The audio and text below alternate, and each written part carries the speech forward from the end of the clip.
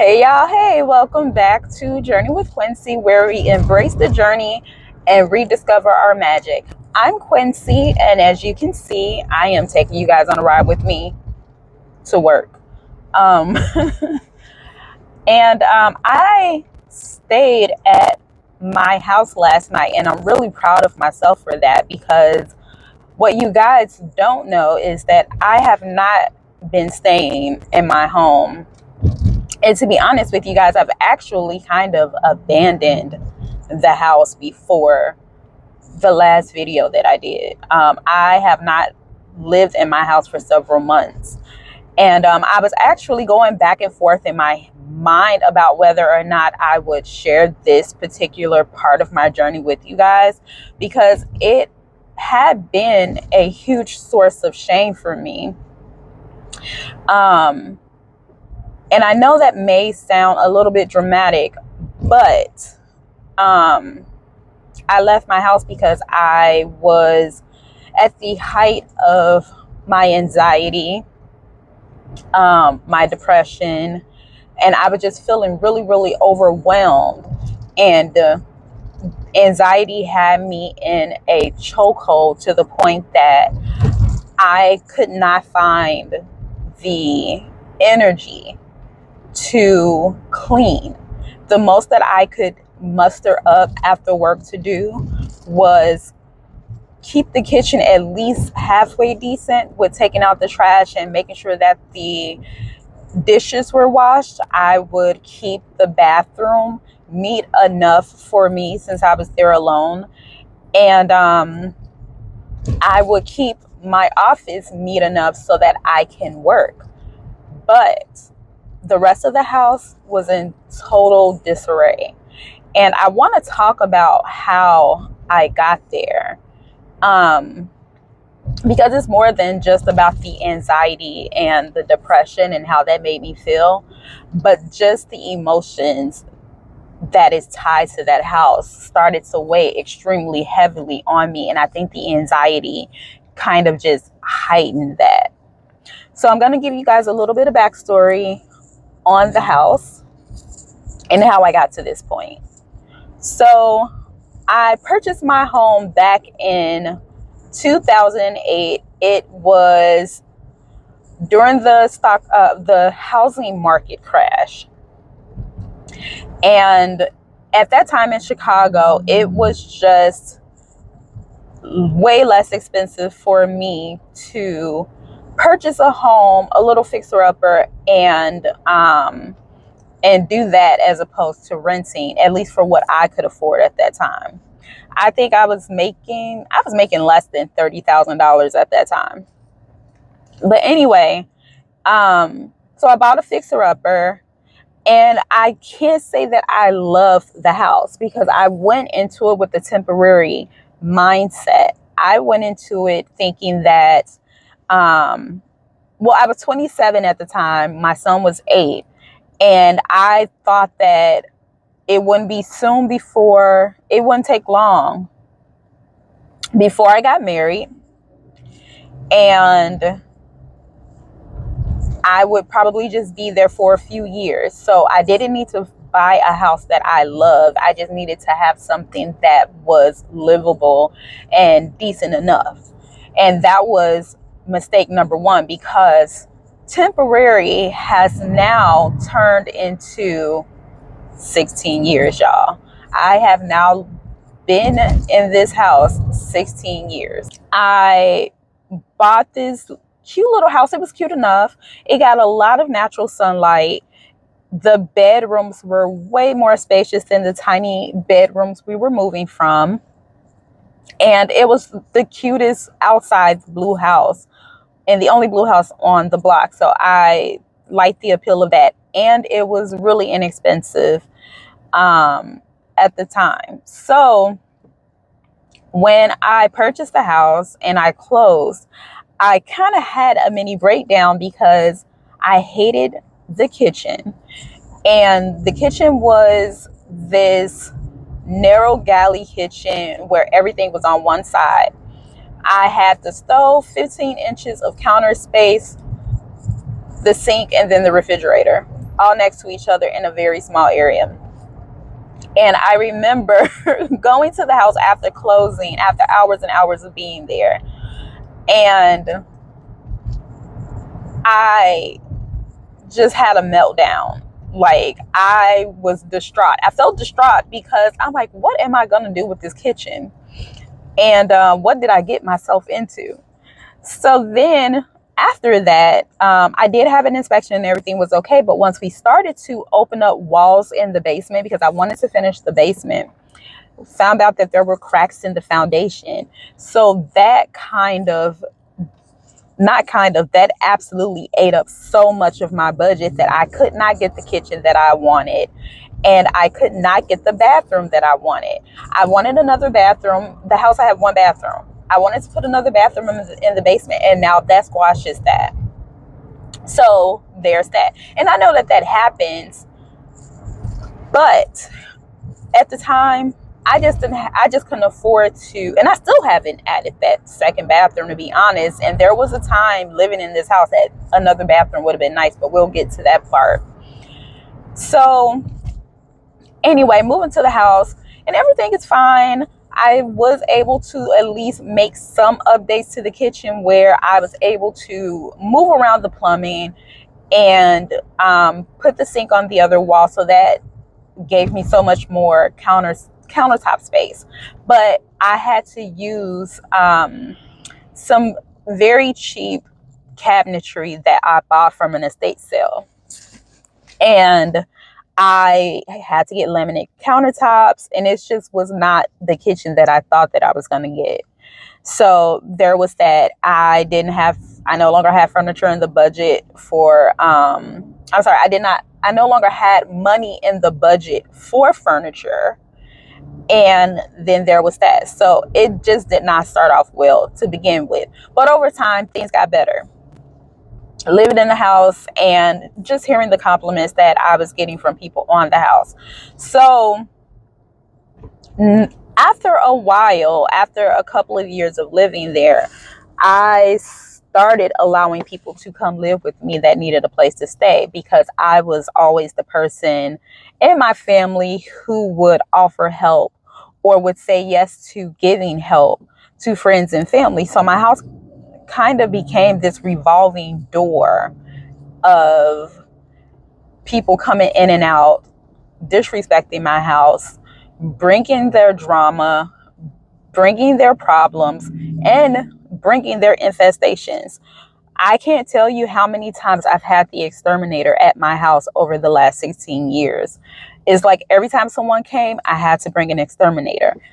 And I even had bed bugs twice. And I kind of felt like every time someone came in and out, it kind of chipped at me a little bit. I remember at one point there were 11 people living in this house, in this 3.5 bedroom. And I say 3.5 bedroom because there was a very small room. I think the room is like 11 by 7 feet that they tried to push off as a third bedroom. They put this bump out closet in there, but it was fine. It was just my son and I just took the closet out and made it an office. So all of these rooms were filled. My son had to give up his space, and he didn't have to. It was just what happened. It was just what I felt needed to be done at the time. And there were 11 of us there. There was so much chaos. Nobody knew where boundaries were. And my son and I were confined to my bedroom. We almost felt like prisoners in our own home, because the rest of the house would be in disarray, and we would go into my house. I would pick him up from school, go home, and go in my bedroom. And so I just felt like a prisoner in my own home. And I also remember having to leave my job at this time, where there were a bunch of adults living in my house and not contributing, except my parents. My parents were living with me at that time too, and just kind of in between places. And my dad would give me a little bit of money, but that was not enough to help sustain when I was no longer working. So I ended up having to leave my job at that time because I was working for a very verbally abusive boss. I remember him coming in one day because he was stressed out because it was a small company, a small subcontractor, and he was strapped for cash. And I had just gone that morning to pick up a check that we had been waiting on. And in construction, you're paid when paid. So you don't get paid until the owner pays the GC, and then the GC pays the subcontractor. So this can take 90, 60, 120 days. You just don't know when you're going to get paid a lot of the times. And his company was just too small to sustain too many of those types of projects. So he was very stressed out because he was strapped for cash. And I remember getting up earlier that day, driving 20 miles to pick up this check in my little putt-putt that could have died at any moment. But I was so dedicated to my job, and I really, really wanted to make sure that we got that money. And I still made it to work at 7:30 a.m. Y'all, when he came in there, and I was the only woman working there, there were 4 men and just me, the only woman there. So I kind of felt like the maid working there. And he came in yelling and screaming and basically telling me how we weren't getting paid because of something I must have done wrong. And I remember him being in my face over my computer monitor, and he was so close to my face yelling at me that if he had puckered his lips, he could have kissed me. So just imagine working for a man like that for 4 years and how that plays on your confidence. And it actually, I think, even though I didn't know that I had anxiety at that time, or those things that I was feeling at the time was anxiety, like just imagine dealing with that 5 days a week. And I never had a vacation working there either. Let me tell y'all, I had a big problem with saying no, and I had this huge idea, and I idolized perfection at that time. So everything I did, I tried to be perfect. But anyway, and a lot of that played into the way that my life has come to this point. Some ways good, some ways bad. So anyway, and I remember thinking, that's it. I can't take this anymore. I was literally crying on the inside. I felt like a battered woman. I felt like I had been in an abusive relationship.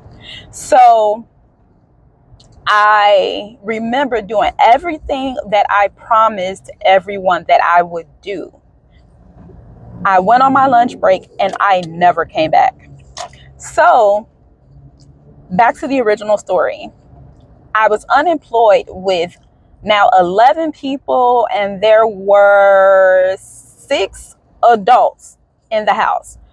The only people who were kicking in anything at this time were my parents, and it was really only enough to keep the lights and gas on because they were trying to rebuild at the time and saving their money so that they could move out.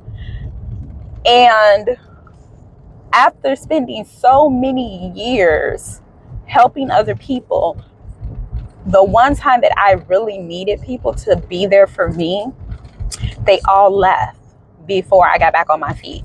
Some of them had been there for a couple of years at this point and waited until I could not support myself to leave. Just left me dry, high and dry. So that also played into the feelings I had in this house. I also had a DV situation that happened in that house with my brother, where Every time I walk up to my house, there's a screen missing from one of the windows where he snatched it out, broke the window, and came into my house to get me, to harm me. So every time I see that, I'm reminded of that. And I know you may say, well, why haven't you fixed it yet? Well, there were other issues with the house once people moved out that it just was not on the top of my priority list. So I just had not gotten to that at this point. So even with that, I had my first real heartbreak in that house. And I remember the day he moved in, and I also remember the day he moved out. And that was one of the most painful breakups I've ever had. It was probably the only painful breakup I've ever had. So there were just so many overwhelming emotions tied into this house for me for some reason. I don't know why I tied all of this into this house. Maybe because it was easier for me to be mad at the house than to be mad at people that I love and care for, maybe. But anyway, so this house just has so many memories of struggle and heartbreak and disrespect and overwhelm. And because of the anxiety and how I was feeling at that time, and I just couldn't muster up the energy to keep it clean and keep it organized, the clutter started to make me feel suffocated. I remember this was a day that I actually had a good day. I went to work. I had a good day at work. I had lunch with some friends, and I felt great. Even on the ride home, I'm listening to music. I was actually having a happy moment until I pulled up in front of that house. And when I pulled up in front of that house, I just sat in the car, like how most people feel when they go to work and they don't want to go into the building. Well, that was me in front of this place that was supposed to be my home. And I have never even really looked at the house as my home. It was just a place that I was able to lay my head for a lot of years, y'all. But I'm in front of this house and I just cried. I sobbed. And I just refused to go in. I remember calling my mom and my best friend and telling them, this was like really one of the first times I actually called my mom and asked for help. And I just refused to stay there at that point. So for the last several months, y'all, probably almost a year at this point, I have not lived in my house. I have not spent a night in this house until last night. Last night, I finally stayed there. Over time, over the last couple of months, my nephew has been staying at the house. And don't get me wrong, I mean, he's only 16 and he comes there quite often where he is helping me to little by little declutter the house and get things together. Before now, the only thing that I was doing was I would grab some things that I need. I would check the mail. If there were packages delivered, I would go pick it up, but I refused to live in this house. I'm still paying the mortgage. I am still keeping the lights and the gas on, but essentially I completely abandoned this house. And part of me starting fresh this year is getting rid of all the clutter, getting rid of all the things that should no longer be there, and reclaiming my space. I'm going to enlist help from my nephew and another friend so that we can go ahead and get it together, because I am actually going to start a podcast, and I want to turn the guest room into a podcast. I also wanted to make sure that I gave that room a purpose so that there is no room for anyone else to come there, and I cannot say yes. I cannot feel guilted into it. Every room will have its purpose. And I am so proud of myself for staying there last night, y'all. And I know all of this might sound like a small thing, but it is so huge for me. I woke up happier than I have felt in that house in a really, really long time. I promise you guys, like before last night, I would walk into that place and it would be like an energy shift, almost like the energy was being sucked out of me. But something happened last night. Now, I will say that I still didn't sleep very well last night because I think I had gotten used to staying at my boyfriend's and sleeping next to someone, but I did get at least 4 hours of sleep. So it was just enough to get here and have a productive work day. But I am going to take you guys along on this journey with me to get this thing cleaned up. And I'm not going to overwhelm myself. Like I said, I'm going to enlist help. I am going to put everything in its place, get rid of the things that need to get rid of. I'm not holding on to anything that does not serve me. And I know this is not going to happen overnight, but over this year, my plan is to make this space reflect who I am today. And I am in such a better headspace now. And I want my home to reflect that. I want to actually call this place home. So I'm so looking forward to bringing you guys on this journey with me. And I hope that you guys stay tuned. And I hope that this also inspires you to reclaim your space, no matter what that may look like for you. Maybe it's not your home. Maybe it's a job. Maybe it's a relationship or a friendship. You need to reclaim yourself, because that's essentially what I feel like I'm doing now. And I am so excited about it. So please like, share, and subscribe so that you can follow me along on this journey. Okay, y'all, I got to get to work now. I should have probably started 10 minutes ago, but stay tuned.